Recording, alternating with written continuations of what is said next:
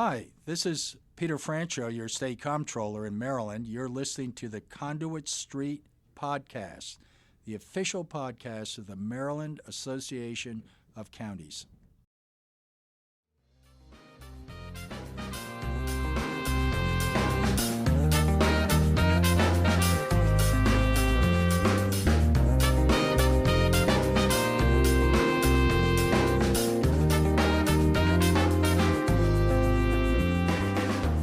Hello and welcome to the Conduit Street Podcast. Kevin Kinnally here with Michael Sanderson. Michael, we are still social distancing. We were back in the office a few weeks ago, but cases have begun to spike a bit here in Anne Arundel and across the state, so we are back to social distancing. But how's everything going in the Sanderson household?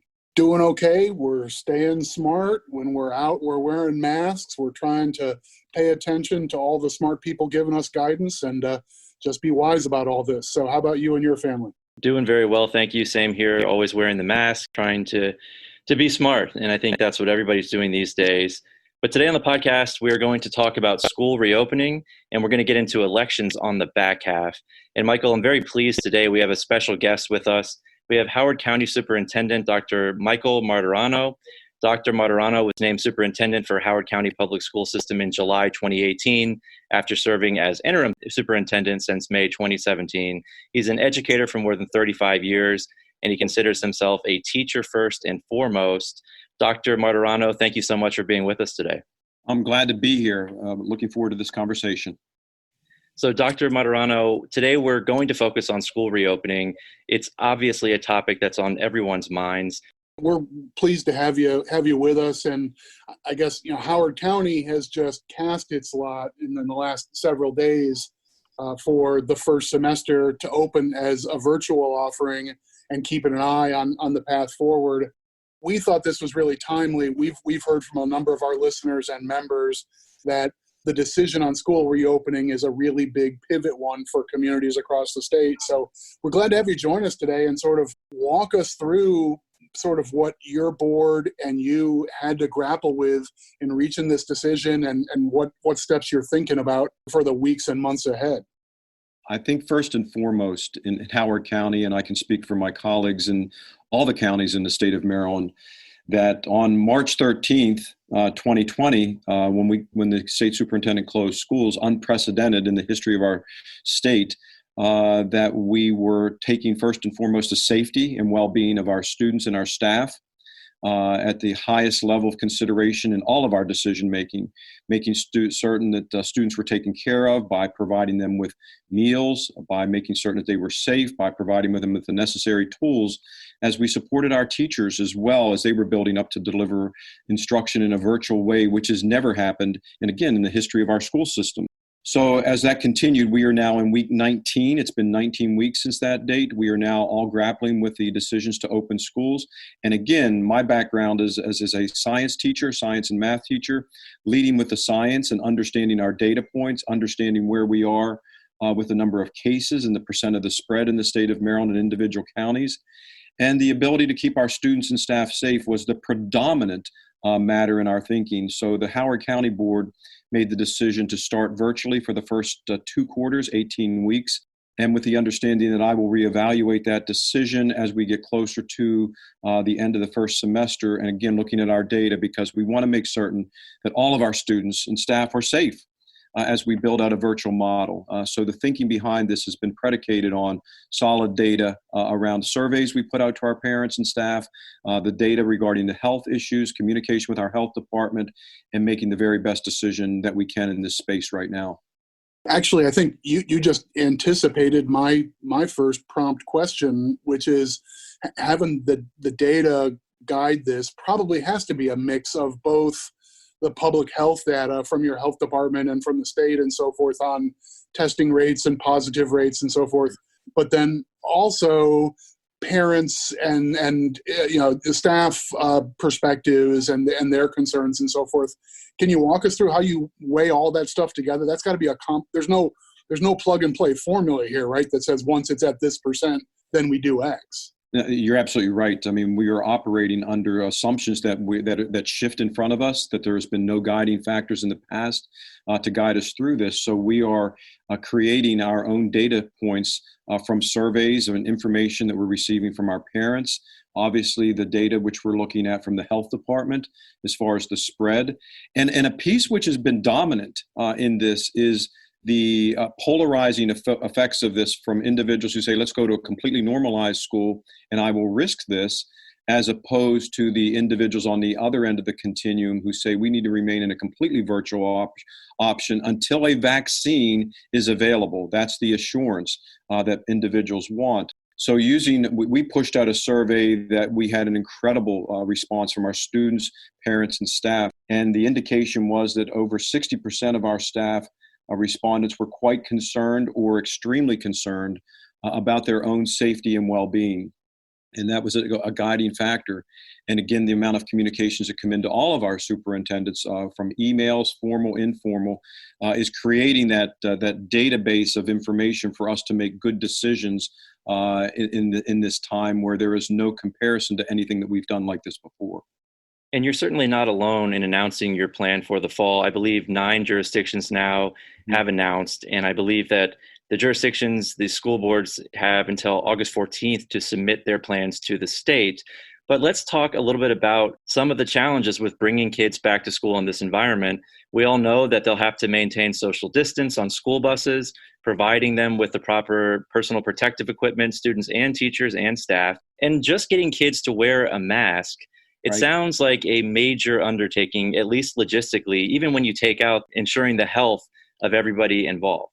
Yeah, all of that is absolutely critical. If we were to bring young people back into our schools, whether it's at a reduced rate of 50% percentage, whatever that would be, you still have the concerns of making certain that there's the proper personal protective equipment, better known in this environment as PPE. How do we social distance with children on a bus? Let's just start from the beginning. When a child wakes up in the morning, expectation that they would take their temperature. If their child has their temperature and it's a higher level, that they would stay at home. Questions have been raised. What if an individual family has so many concerns about working that the parents provide that child with Motrin that actually masks the effect of the temperature? How do we respond to that? So that has been a consideration. When a child gets on the bus, how do we provide that 6 feet of distance around? And if you look at our buses that hold 50 to 60 students, that would be maybe 10 students that we would transport. And how do we do that in an efficient and effective way as well? And then providing necessary masks and closing off water fountains, serving lunches in schools, and then understanding the developmental issues of young people who have to be trained and educated to wear a mask, which is extremely challenging for adults, not to mention the developmental levels of young people who want to maybe just remove that constantly. So the management of just managing masks alone for teachers is a challenge. But more importantly, is providing the proper PPE and the funding that is not provided to do that. We're all struggling with our budgets across the state of Maryland, and there has not been a dedicated infusion of dollars just dedicated for PPE that is needed. That has been a major point for our teachers. And then the science is still evolving regarding the possible spread for our students as carriers. So the bottom line for us is we want to take all the precautions that we could, and we recognize that we're not in that space yet to provide all the things necessary. And that's what was another rationale for starting off in a virtual environment. Hearing you talk through this a little bit, we've all heard this old phrase about peeling an onion, that there's just always another layer below that. And this reminds me of that kind of circumstance, the logistics of going back to school going back to in-person schooling, even in a limited or phased in or scheduled way, just seems like it has a whole cascade of challenges. And that's not, I think we want to shift gears in a moment and talk about the related challenges that will come with remote learning. But for the moment, you mentioned school buses, and I'm just like, the arithmetic of that seems almost insoluble, doesn't it? If you're like a 50-person bus can only hold 12 kids or something like that. Right. Are there enough actual school buses in the state of Maryland to, if we had half the kids going back to school on Mondays and Thursdays, do we have any way to get them to a school building? Look, I mean, you talk about, we all have our analogies to help make sense of this during this time. And you talked about peeling the onion. I'm a science teacher by trade, and I'm constantly talking about for every action, there's an equal and opposite reaction. Every time we make a move, there are 10 or 20 additional reactions to those moves. You can't get solid footing, and we're working our way through that. Just focus on the buses alone and all the logistics that have to go into that. And if we're going to have a reduction to meet social distancing, you have to take into account that who drives our buses. We already have a shortage of personnel. Who drives our buses are a lot of time individuals who are retired and over the age of 60. So how do we provide plexiglass around the bus drivers? How do we provide the assurance that they're going to be safe in an environment where there's already a shortage of personnel? Having kids enter the bus, if we don't want them to interact, we now have to load the bus back to front so that they're not passing anybody. And then we have to exit the bus front to back. Just that within itself in the 6 feet creates a whole conundrum of things that have to be unpacked to ensure that that occurs. And then the issue of the efficiencies, how do we keep making runs to go back and get students in that environment, creates another logistical issue that is all predicated on funding as well. We don't have an unending source of funding for transportation and fuel and what needs to occur. So that within itself is a prime example to explain the logistical challenges that we're all having to work through as we customize education in the future. Right. And yeah, Newton strikes again. I think your analogy is very apt. And I guess all of those logistics start with an assumption that you can have the participating actors follow the rules all the time and stay in their lanes and just go to their assigned seat in the bus and maintain their distance and so forth. And we see that that's enough of a challenge with adults. Right. With development age kids, you just have to imagine this is exponentially harder, as you've mentioned. And that's making the assumption that every child is going to operate within those confines. And we know that we're dealing with young people who are beautiful, but they present themselves in different ways. And that's why they're in school, to provide that guidance. And it creates challenges developmentally along that continuum. So I guess we're recording on Thursday, and just yesterday, the governor and the state superintendent of schools made a public announcement about a range of different things, but among them, the pending plans for school reopening in the fall.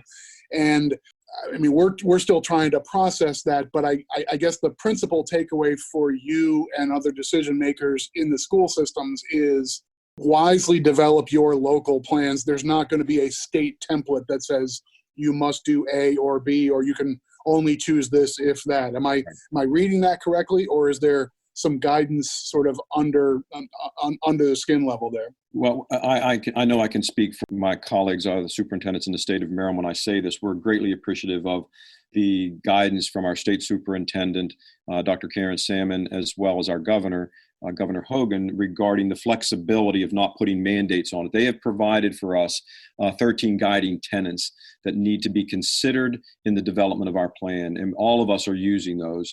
We're also looking at the CDC guidance. We're looking at the major pieces for instruction in the virtual environment, but there's the opportunity for the acknowledgement of the individual challenges and needs that each community has. And that'll be advanced through our plans, which are due on August 14th. And I greatly appreciate the local control and the flexibility to do that, to work with my local Board of Education to accomplish the needs for Howard County, and every other superintendent feels that way as well. That is a recurring theme when MACo is talking with General Assembly members, testifying, is that local flexibility, local control. Counties certainly share with local boards of education and local school systems that desire to have that local flexibility, local control, because you're on the ground level, you are on the front line, so to speak, and we can certainly understand that. I'd like to pivot a little bit. I mean, we know that logistically there's a lot that goes into this, but let's talk about a few of the specific challenges with virtual learning. I mean, we all understand, of course, and you've made clear, the first priority has to be the health and safety of students and faculty and staff. But one issue that I don't think is getting a lot of attention, at least so far, is what happens with parents who have to go to work and their students are learning virtually. I mean, what is the plan for ensuring that parents have access to childcare in the event that they aren't able to be home with their children while the kids attend school virtually? It seems like that's going to be a very big issue, not just in Howard County, but across the state going forward. That's an excellent real point. I receive an incredible number of communications from our parents, email, et cetera. And I have randomly been selecting parents to call. I finished a call this morning for about 45 minutes with one of our parents who expressed those exact concerns. And I said, tell me specifically so I can hear from you specifically what your concerns are. And this is not over exaggerated by any stretch of the imagination when you talk about this, is that parents are struggling as far as working two jobs. Many of our parents are working more than that. Now the process of normalcy as far as schools has been halted, and they have to shift to provide support to their children. So without the adequate daycare, without the actual technology supports to do that, there's been a shift, and it's just disrupted every family in the state of Maryland who has school-age children to readjust to a new normal. And daycare is a component of that. What I can say in Howard County is that we have a partnership with Parks and Rec to provide a level of childcare in all of our sites throughout the county. But in this environment, we're not quite sure if that's going to meet all the needs. So in many ways, our parents have to make shifts by working with their family members, making adjustments to their work schedule, and to provide the support necessary for their children. That is a major focus for all of us, but there's only so much that can be provided, and there has to be a partnership with others to ensure that we're meeting that need. Yeah, it certainly is going to be a concern moving forward. And hopefully the resources are there and people have the flexibility and they can rely on family members. But this has to be at the top of everybody's mind. And I am sure more people will be talking about this. I mean, you mentioned families are struggling across the state. People need to go to work. I mean, a lot of people have even lost their jobs. So now trying to get back to work and also having to worry that your child is at home. And if you don't have that support, I mean, it sounds like, at least in Howard County, and I'm sure in every county, the school system is working with the resources that they have, tapping into every resource they can find. But I just think that childcare is got to be a huge concern moving forward. And I really feel for all the parents who are going to be in a really, really tough spot in the case they don't have a family member to rely on to make sure that their kids are at home learning and being successful. Yeah, and let me go just a little deeper because this is extremely important to all of us. When we think of Howard County, oftentimes people believe that this is a very affluent county, and in many ways it is. But I constantly lift up the fact that 23% of my students in the Howard County public school system qualify for free and reduced meals. The agenda of equity and the advancement of equity is a major component of our plans. And so that when we're thinking about the challenges that individuals who are living in poverty, what happens to them as they are frontline workers? There's a variety of challenges and concern. How do we provide supports that allow them to continue to be engaged with their child's learning? And my biggest concern that we're monitoring closely are the children that experienced challenges before the pandemic are experiencing greater levels of challenges, and that they may drop out of school, or they may lose the interest based upon the challenges that their families are having. So as a state, we have to lift that variable up heavily and say, how are we going to respond to the individuals who have the greatest challenges within our state? So now we're treading into the other side of this argument, if this sort of almost impossible policy debate about how to best deliver education under this challenging set of circumstances. If getting the kids to school with the school bus issues and thinking about plexiglass and masks and so forth seems insurmountable, you're still left with conundrums like what do you do about students who don't have the means or don't have ideal access? Right. I mean, I'm sure your school board and you have been giving thought about students with special needs as well, who may be even more reliant on face-to-face and hand-to-hand help than the run-of-the-mill student. That's got to be another challenging part of this decision as well, right? Absolutely. And I think, as we're looking at this globally for the state of Maryland, every county council member, every county commissioner, every county executive, every elected official really needs to focus on the digital divide and understanding the tools that we need to really advance as a state. So when we're looking at breaking those challenges down, when schools closed on March 13th, Howard County was not prepared with the devices that we needed for the individual Chromebooks and computers to provide for each one of our children. I was very fortunate, based upon some budget savings, that my board supported my purchasing of an additional 20,000 Chromebooks in the initial phases. We pushed out in Howard County with 60,000 students, 18,000 Chromebooks to our students who had need, not to mention the challenges with connectivity that we experience. So the first thing to have a virtual environment is the understanding that every child in the state of Maryland must have, we must eliminate the digital divide by ensuring access to the internet and access to the devices necessary. And then as we build further, how do we then provide supports for our students who have additional need for support, such as students who are defined as who have IEPs in our special education arena, our ESOL students, English speakers of other languages, a variety of other concerns, and how do we provide that differentiated level of support? Because the gap, as we're talking about the summer slide, I've redefined it as the COVID slide, because we've lost 9 weeks of instruction combined with the summer. So this is going on almost, we're looking now 16, 17 weeks. And how then we start off the school year and a reassessing of where those gaps are. It's a great concern, but as a state, we need to rally around ensuring that our children have the basic foundational tools to be at the optimal level of learning during a virtual environment. And our teachers need to be equipped with the supports as well. We found that we had a number of our teachers who live out of the county who didn't have internet connectivity as well. So we have to take care of our teachers and our students during this time and provide supports to our families. So I mean, all those considerations are essential. I guess the question of the digital divide is multi-layered as well. And the school system has a role. I know in Howard and in a number of other jurisdictions, the schools have said we've got to make sure that families have access to just access technology. Let's get Chromebooks or devices into families' hands. But the last mile development is part of this, and that's a bigger issue than the school board or the county government can really slay here. That's a pretty big dragon. If you just can't get 2 bars from your house and you need to drive to the library, that's a whole different learning setup, right?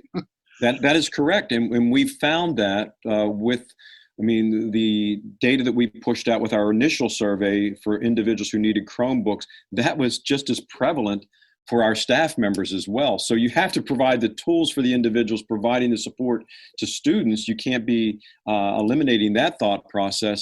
But it's just, for me, it is non-compromising right now that we must provide the tools to our students that have to occur, and the training for our staff to provide a more robust offering than what we did in the spring. And Dr. Martirano, I know that your school system is working to provide hotspots for students and staff who may not have access to high-speed internet. And, I think that's something that a lot of us are going to have to grapple with as we move forward. And it's important to point out, too, I think a lot of people think that, the digital divide is only prevalent in rural areas, and that's just not true. I'm sure you've seen that with your surveys as well. Oh, absolutely. I mean, it's just something that I continue to carry in every opportunity I can to communicate with our community at the state level, that we now are well into the 21st century. We're 20 years old now. There should be no question about internet connectivity and access to devices. It just should be non-compromising, and it's something that can be done. I mean, that's a tangible that we can provide this. We have partnerships with Comcast. We have a foundation, Bright Minds Foundation, that is collecting donations. Parents are trying to provide the support, mainly based upon the fact of not every child having access. And again, I keep emphasizing teachers as well. We can't forget that the individuals providing supports have to be supported in this in a variety of ways. I guess as we look to the next couple of weeks, listeners of this podcast are probably it includes some county leaders and decision makers, but also other people who are just interested in Maryland policy and politics. We're going to see more and more jurisdictions announce what their plans look like, whether they're remote or hybrid or some sort of staggered in person. What do you advise us to be looking for? We love getting insight from people in the field saying, here's what to watch for. What should we be listening for and watching as this gets unveiled over the next couple of weeks? I think first and foremost is be very cooperative with each other. And as we provide this, that we are all in uncharted territory. Speaking for all of our superintendents, the need for support from our electeds and our community members as we are redefining education in the state of Maryland. And through this process of moving forward, incredible opportunities for innovation. How can we do this? How can we break down the barriers that need to be defined? And I've put those in several different prongs. First, ensuring safety of our young people and ensuring that we have the PPE and never putting our students and staff at risk. Leading with that first under the safety areas. Looking in the areas of operations, what do we actually need to make this happen from the instructional piece? And I've talked extensively about the digital divide, to really lift that up and have quality conversations with your local superintendent and your electeds and really rally behind that and support young people that don't necessarily have access to all the supports that are necessary. And then as we move forward, look for opportunities for enhanced partnerships with community members. I'm looking to leverage the support of already a robust partnership in Howard County, but what things can be done differently for after-school programming, additional supports that need to be there, because just because we're in a pandemic doesn't mean that challenges that students were experiencing before the pandemic have gone away. I've been concerned about child abuse and neglect, students who are homeless, students who need support with meals. During the pandemic in the spring, we pushed out in Howard County 1.1 million meals at 14 sites. You have to acknowledge Maslow's basic needs of hierarchy, taking care of basic needs as we continue in the instructional program. So there are some real opportunities for policy development and then future thinking as well. I'm not looking just for the here and now. I'm trying to shift the whole delivery model, that we wean ourselves from textbooks and we use the development of our technology as a way to use open source information. And I'll give you an example. For example, in our textbooks, you would not find memorialized these two pandemics. One, the murder of George Floyd in terms of the racial injustice, that will be in none of our textbooks, and the pandemic. So our teachers are going to have to be trained to make certain that they're accessing information from the internet. And we want to shift that delivery for the future for the relevant information. And then secondarily, like other states in the United States, in my work as state superintendent in West Virginia, was that we had reimagining time where on an inclement weather day, close for inclement weather, but shift over to virtual learning. And then you don't have to go through that madness at the end of the year and making up a day at the end of the year when the instructional pieces don't matter. Move this forward as in a way to look at the future of improving education in the state of Maryland, not just the here and now, but using these as opportunities to be innovative for the future. And that's how we're thinking in Howard County. I would have to say there's an awful lot in what you just walked through about context and lessons learned and so forth that I think we could transpose right out of education and schools and place it into a conversation about our lane of county government, or probably business and just about every field.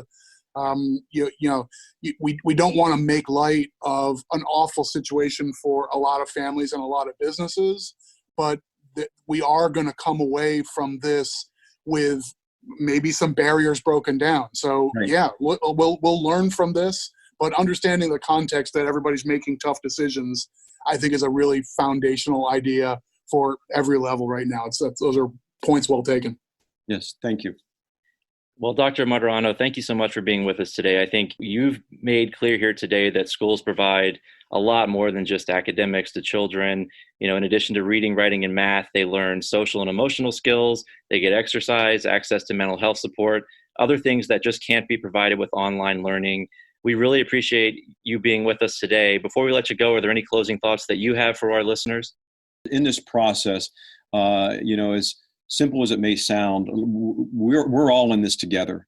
And I recognize the fear of families, the concern of families, the anger of families, and recognizing that your superintendents, your leaders in your school systems, your principals and teachers are building a whole new delivery model. And the more we can cooperate with each other, with this child at the center of our thinking, the better off we're going to be in our state. And I am convinced that we're going to come out of this in a very positive way, using this opportunity of great challenges to provide opportunities for innovation, to make the delivery model even better for our children. As we scaffold supports to overcome the achievement gaps, which have been highlighted, taking care of our children, providing the supports is what Marylanders are all about. And I hope that through this process that we can be cooperative as we move forward in the best interest of our students. And that's all I hope for. Dr. Martirano, thank you so much for being with us today. It's been a pleasure. Thank you very much. I've enjoyed my time with you. Thank you very much. All right, we'll go ahead and take a break there. When we come back, we'll talk a little bit about school reopening. We'll also get into elections, all that and more after the break. Stuck inside and feeling helpless about the coronavirus? Wish you could do more to help? Well, here's a simple step that can make a difference for the next 10 years. Just fill out your census at 2020census.gov. The census determines how many vaccines we get, how many hospital beds, and how many school lunches. The more people complete their census, the more federal funding we get for all of those things. Please go to 2020census.gov right now and complete your census. That's 2020census.gov. Welcome back to the Conduit Street Podcast. Kevin Kinnally back here with Michael Sanderson. We heard from Dr. Martirano on the first half, and now we're going to bring in Drew Jabin. She covers MACo's education portfolio to get her thoughts on what's going on across the state when it comes to school reopening, etc. Drew, thank you so much for being with us today. Of course, always excited to be here.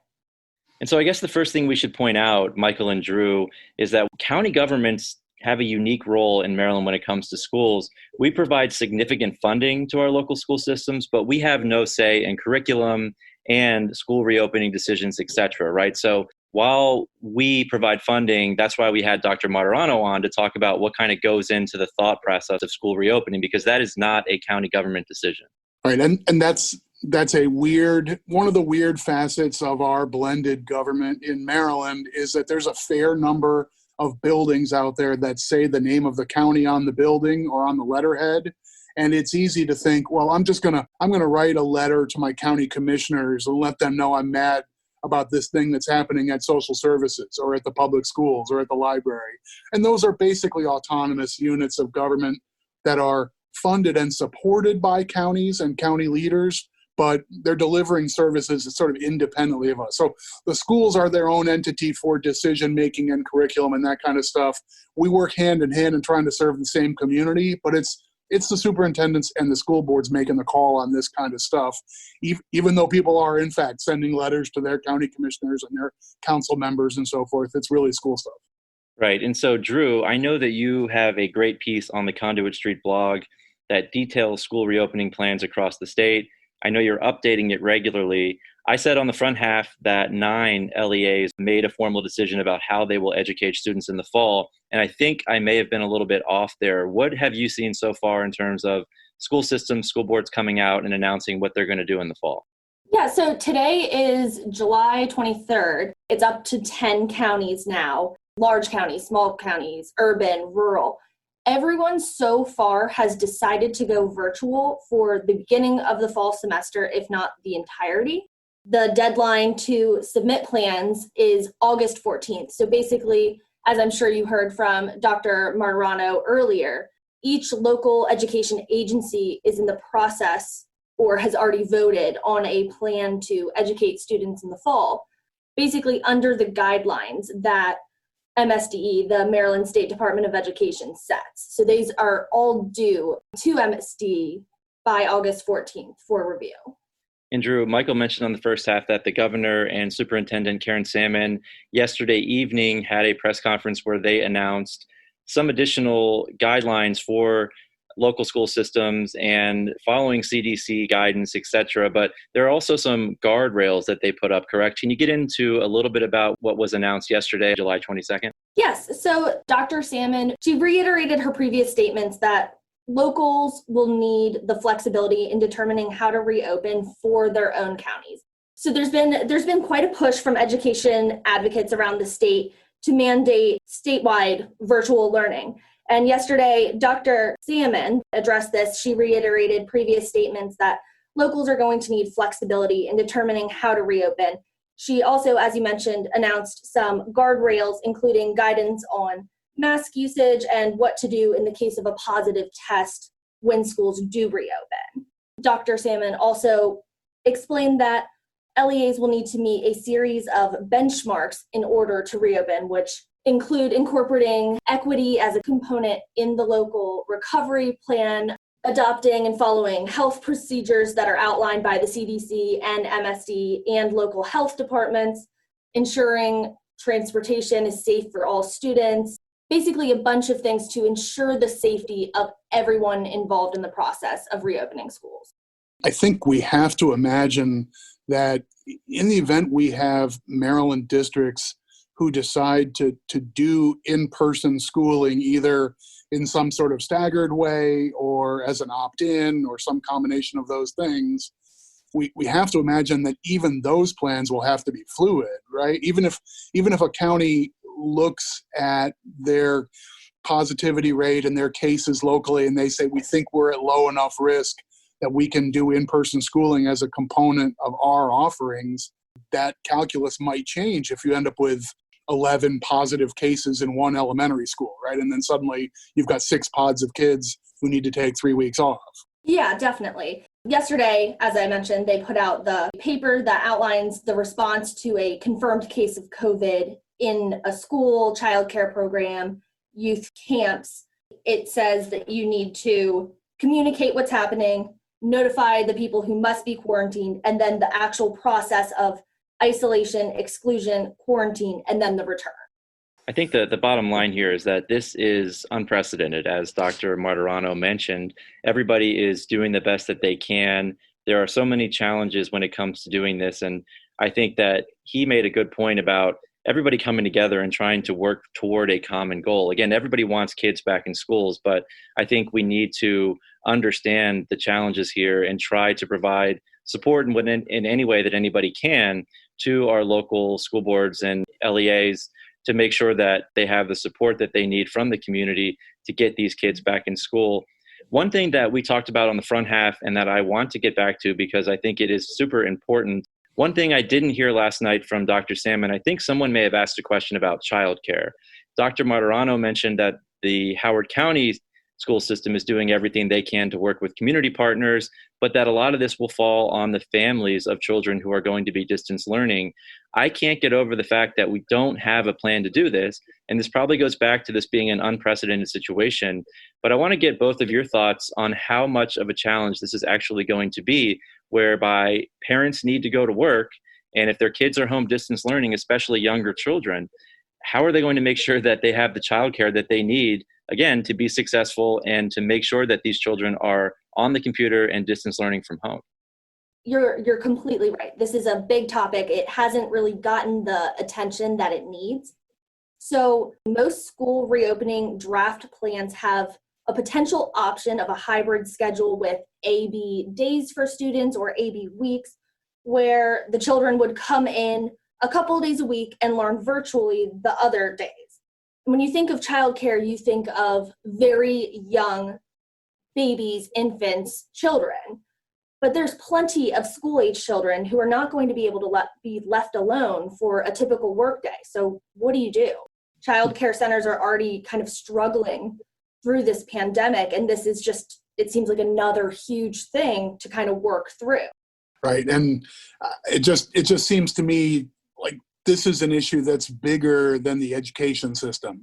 It's not like there's an obvious ask here that citizens just want the schools to offer this thing and everything's going to be fine, right? It's not like there's room in the schools to have a child care center or something of that nature. So, the way to piece this together isn't, hey, school boards come up with a plan. They've got to be mindful of it, but I don't see how it can come together. You're going to end up, don't you think that we end up with, in areas where the schools are virtual, either exclusively or primarily, we're going to end up with just thousands of families scrambling to put together some sort of childcare arrangement. And we'll see sort of an underground market develop. That has to be how this goes, right? You'll end up with one family in the neighborhood who agrees, we don't have a license, but we'll watch 6 neighborhood kids during the day while the parents work, because that's the only way to make the Tinker Toys come together here. I have to think that that's basically the unwritten plan at this point. It's not a government plan, but that's going to be society's plan, is about a lot of informal relationships here. Definitely. Yeah, I think that's the only way this works. And I know we heard from the MSEA, the teachers union in the state, calling on the state to do sort of what they did for the first responders at the beginning of this pandemic is to provide childcare. But we know, Drew, you mentioned earlier that childcare providers are already struggling to meet the new guidance, within the pandemic, to take care of the kids, the toddlers, the babies that they already have. So that doesn't seem like it's going to be a possibility. I agree with you, Michael. These are going to be a sort of patchwork across the state in terms of how parents are making sure that their kids are supervised during the day, and again, that they're learning. I also want to get both of your thoughts on, I think, Michael, you raised a great point. We talked about school buses. And I'm interested now in whether the state does have enough school buses if everybody decided we're going to go back to in-person learning, and we're going to have to get these kids to school with the understanding that a typical school bus that could hold 50 or 60 kids is now going to hold 12. Logistically, I don't see how that works. Drew, have you heard anything about transportation? I know that's got to be a topic that's at the forefront. Baltimore City has a unique situation, but all the other school systems, when it comes to school buses, that's got to be a part of everybody's plan moving forward. And even if they go to in-person learning in the spring, assuming that we don't have a vaccine and that we're still going to have to practice social distancing, what are they thinking about in terms of getting kids to school? Yeah, it's definitely going to be an issue. There's just endless concerns and logistical challenges with reopening. School buses will likely be down to 25% capacity. So either they need to make more runs, and then who sanitizes them in between, or do you need more buses, and who pays for all the fuel? And you can go on endlessly. To me, I don't claim any expertise here. I'm just doing like the cocktail napkin level mathematics here. You end up with an empty set of answers, right? If you're in a circumstance where social distancing is a necessity, if that's where you are, I just don't see how you can do it. I don't see how you can even get a third or a half of your kids into school for an in-person learning environment. If the purpose is for the kids to be together, if you have to run the buses in 3 or 4 waves from 6 o'clock in the morning to 9:45, and then start taking them home at 12:30 in the afternoon because you only have so many buses, you're not going to have anything that looks like an ordinary school day, independent of plexiglass dividers and 6-foot spacing and pod learning and all this other stuff. Just the simple arithmetic of school buses seems to say this almost can't work. And we tend to be sensitive about cost and mandates and so forth, but this is just the existence of enough buses and drivers to responsibly get the students into the schools, right? It's not there.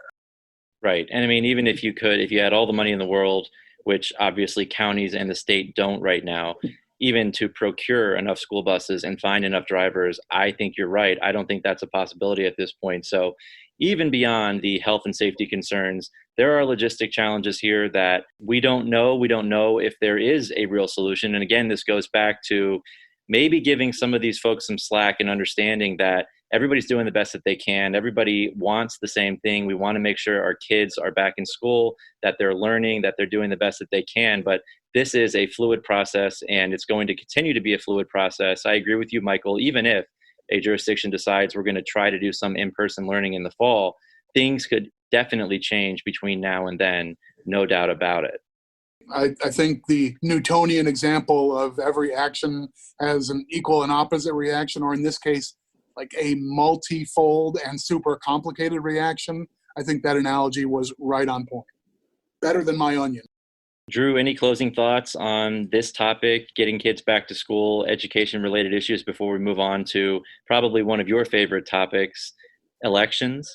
Yeah, I mean, my closing comments basically are that, like everyone said, it's a fluid process. Superintendents, elected officials, everyone is doing their best to keep everyone safe. These are not easy decisions. They're not made lightheartedly. Everyone's just trying to stay safe. And it's going to be a process. It's going to take some time to really figure out how to move forward. And I guess the bottom line is it doesn't sound like the governor is interested in mandating distance learning or in-person learning across the state. It does sound like he's going to leave that decision up to the local school boards and the boards of education, right? I guess that's a good way to close this out. At least that's what we heard from him and the state superintendent yesterday. Yes, definitely. And I will keep updating the Conduit Street blog so that all of our readers can find the newest news on school reopening plans per county. And I was being sarcastic when I said elections is probably one of Drew's favorite topics. And I don't know if people caught that, but certainly for me, it's near and dear to my heart. I cover this portfolio for MACo. Michael and Drew, this is an evolving issue as well. This is very fluid. And when it comes to elections, there are a number of issues in play. A lot of them have to do with the same concerns that schools have, the health and safety of residents of Maryland, not children, but adults here in Maryland when it comes to voting. Michael and Drew, we talked before about some of the issues with the primary election back in June. I'll link that as well as your education article, Drew, in the show notes. We don't need to get into all that again. But Michael, Governor Hogan released a plan. Essentially, his plan is to hold a normal election. The only difference here is that the State Board of Elections is going to send an application for an absentee ballot to all voters, right? So you'll get an application, but you're not going to get a ballot. In June, people got ballots. This time, we are not going to send ballots. We're going to send applications. And then we are going to open up all of the polling places. So in that respect, it will be a normal election. Maryland already has no excuse absentee voting. So you're able to get that anyway. But the only difference here is that you're going to get an application without asking for one. And you'll be able to fill that out and send it in and get a ballot if you choose to do so. Right. And I guess like there's a moment for a pause there that I think this is where as a critical thinker and a listener of the Conduit Street podcast, that you need to take a pause and understand that that's the pivot in this policy debate. Is the state is now going to send each voter to his or her last, our best address for each voter. We're going to send that person a piece of paper that they can use to apply for a mail-in ballot, basically an absentee ballot, but you don't have to claim any reason why you're asking it. You just ask for it. So is the process of sending people an application enough to check the box to say, okay, everybody who's concerned about in-person voting or concerned about public health exposure or concerned about accountability of their physical ballot and so forth, have we satisfied that person's concern by giving them an opportunity to opt in to a mail-in ballot? And that's where you have both a practical and, let's be candid, a political difference of opinion about whether that's enough. I think, and correct me if I'm wrong, you work most closely with our professionals who are the administrators of elections locally, but I think their point of view sort of lines up with what we've seen in similar areas. We've fought on legislation about the idea of maybe your electric bill could be something we all pay for together. If we let people do an opt-out aggregation, wouldn't that work fine? And then the big policy debate is about what about all the people who don't respond to the mailer? They don't return the postcard, et cetera, et cetera. So if you send everybody an application, you're almost certainly going to have an overwhelming share of people who miss it, they misplace it, they forget it, they don't focus on the November election in the 1st of September. They start thinking about it a week before or 2 weeks before or a day before or an hour before. And by then, it's too late to send in that application form. So you're going to have a big swath, probably the overwhelming majority of Marylanders, who get that application and don't do anything with it. And then what? So that's the logic that leads you to the governor's plan is tantamount to a regular election, because there will be so many people who need to vote on election day that we're going to need to have all the early voting. We're going to need to have virtually all of the polling places open. We'll need to have all that staff. And that's basically a function of letting people opt in to a mail-in ballot is different from sending everybody the ballot itself. That's a political difference, but also sort of recognizing human nature for what it is. Right, absolutely. And I will say that MACo, which is the Maryland Association of Election Officials, that is the professional membership organization that is comprised of local election officials and boards from all 24 jurisdictions in the state. They all signed on to a letter warning the governor that his plan will be, quote, costly, inefficient, and unsuccessful. And they say that the directive is going to lead to confusion and long lines at polling places. So even putting aside the pandemic and the health and safety concerns that we talked about for schools, those concerns are still here. We are going to have long lines, according to MACo.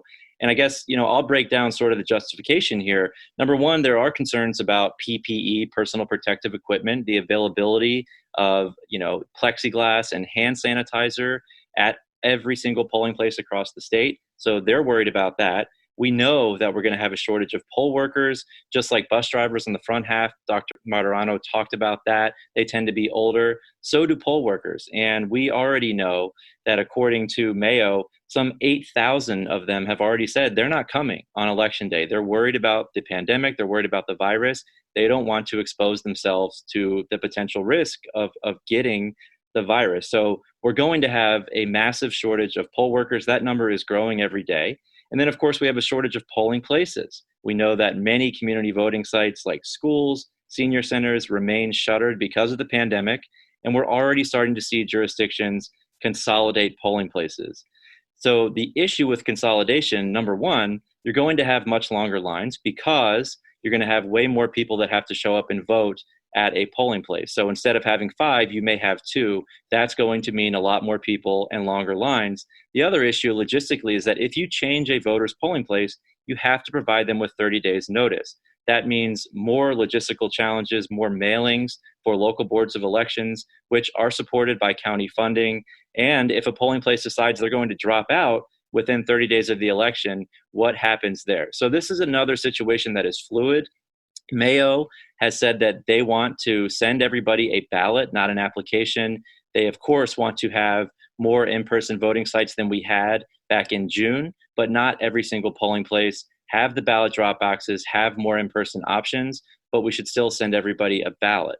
We also, Michael and Drew, know that this is going to be expensive. The governor's plan, the State Board of Elections has already come out and said, we need $20 million in extra funding to do this. We know the state is struggling financially, but $20 million just to carry out this plan. And it's because we're essentially running 2 elections, right? You're going to send the applications. The mindset is that people will hopefully send them back so they can get an application. Well, then those applications have to be processed at the local level. That is a lot of work. And then, of course, you're running the in-person election. So the costs there are going to be significant, not only for the state, but at the county level as well. So, Michael, we talk a lot about, elections, and counties are mostly concerned with funding and administrative burdens when we talk about elections, but counties ultimately do run elections. This is going to be expensive and administratively burdensome at the local level. So I think those are the concerns that MACo has here. And we can talk a little bit about the costs for counties in a second, but what are your thoughts here about the cost and the administrative piece at the local level, which again, our folks are actually running the elections?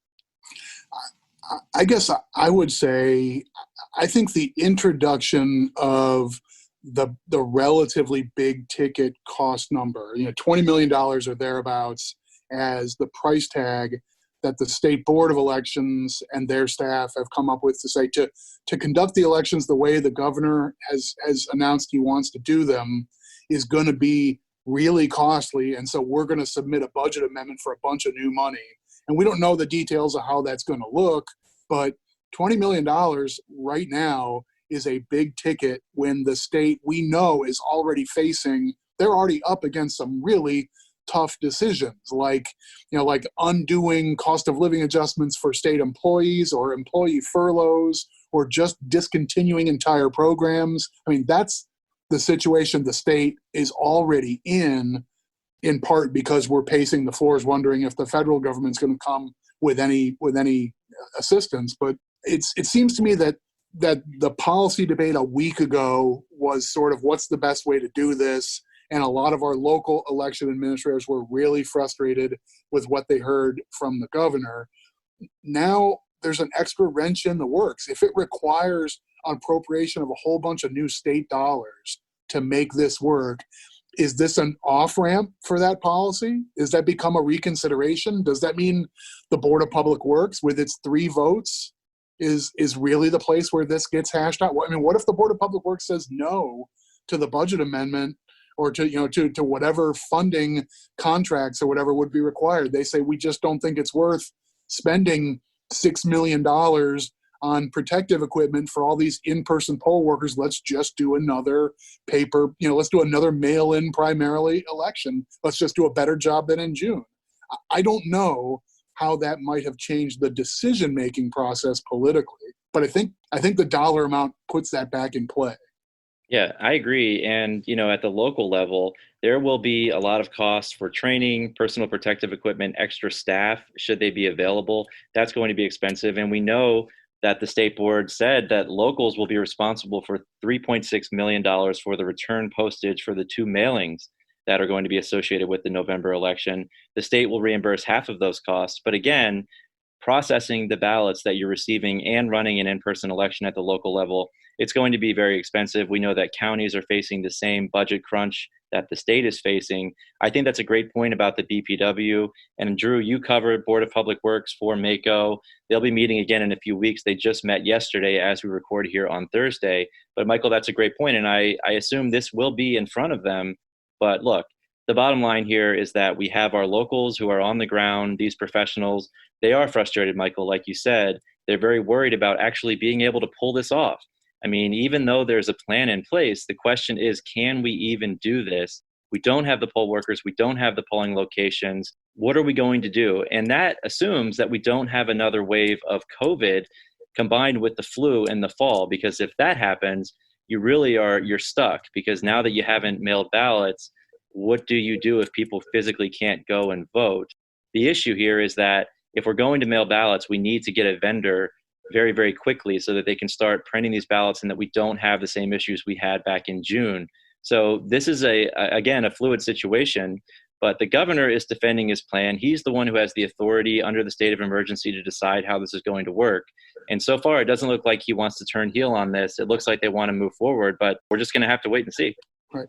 I mean, I guess to some degree, in the governor's defense, what you hear from the letter, actually the series of letters from the Association of Election Officials, is more or less saying, we still believe that a primarily vote by mail election is the best way to go, and that in-person stuff should be just the very back end, right? Limited number of places and so forth. But I mean, that argument is at its best when you have a lot of faith that that's going to work, that we're going to get those ballots mailed out to the right addresses, to the right people, that they're going to get there on time, that they're going to be printed in the correct language, that they're going to say all the correct things, that they will check every box. And I mean, it's hard not to look right back at June and see this whole series of issues that came up in the June election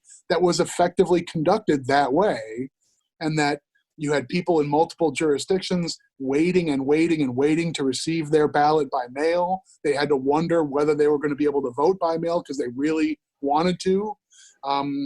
We ended up having, an emergency series of extra polling places in person in the city of Baltimore that were just sort of, in my judgment, hastily announced, and that seemed discordant. We had a lot of citizens complaining, I just got a ballot in the mail with somebody else's name on it who hasn't lived at this address for 14 years. What the heck is going on?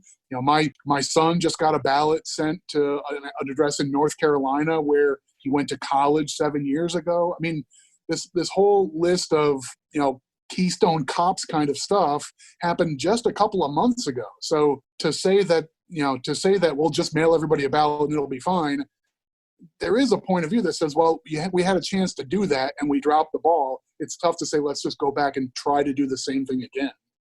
It's a very fair point, and there is no doubt that we had a lot of issues during the June primary, and I'm sure that's weighing on the governor's mind and on local board's mind and on the state board as well.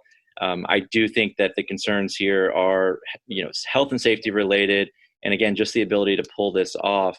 Elections are so interesting, and I know I cover education, but so many of these balancing questions sound pretty similar to the issues that are happening in education right now. So probably the same guidance that Dr. Martirano left us with, that decision makers are doing their best. We're trying to weigh all these things fairly, and no one's ever really been through this before, is probably worth keeping in mind. But I think where our local election administrators are coming from is, they're just like our arithmetic of school buses. I mean, they're trying to do the arithmetic of election judges, right? I mean, they know the demographics of who typically volunteers to be an in-person election judge on election day. And they are heavily, heavily senior citizens. Let's face it. So is that the population we're going to count on to be the army of people who administer and manage every single polling place on November 3rd? Is that really our plan? And at the moment, the answer is kind of yes. And nobody should feel great about that, independent of politics and state budget and all those sorts of things. Just trying to be thoughtful about this should be on everyone's mind too. So none of this is easy. It's a great way to leave it. None of this is easy. We talked about schools. We talked about elections. Drew, great point about how a lot of these issues are prevalent in both of those subject areas. And Michael, I like the way you left it with everybody's doing the best that they can. These are both fluid situations, and we're going to have to keep an eye on them and see how things shake out, especially if we do see another big wave of COVID-19 cases, if we see a surge, how that influences both of these policy areas moving forward will be fascinating. But we'll go ahead and leave it there for today. If you enjoy the podcast, please go ahead and subscribe. That way, all of these episodes will be sent directly to the device of your choice. You can follow along on social media, Twitter, Facebook, and of course, the Conduit Street blog. I will link everything that we talked about today in the show notes. But until next week, for Michael and Drew, this is Kevin signing off, and we will talk to you soon.